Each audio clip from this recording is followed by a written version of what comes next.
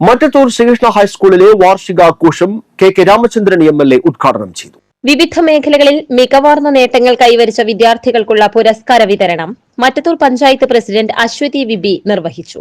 സംസ്ഥാന ചലച്ചിത്ര അവാർഡ് ജേതാവ് ശ്രീഷ്മ ചന്ദ്രൻ മുഖ്യാതിഥിയായിരുന്നു.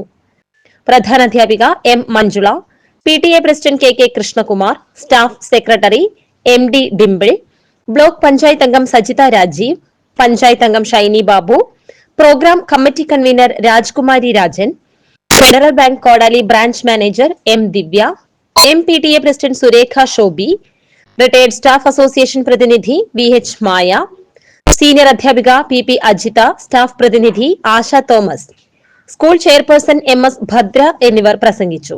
MLAയുടെ പ്രത്യേക വികസന ഫണ്ടിൽ നിന്നും സ്കൂൾ ലൈബ്രറിക്ക് അനുവദിച്ച പുസ്തകങ്ങളും KK രാമചന്ദ്രൻ MLA വേദിയിൽ വെച്ച് കൈമാറി.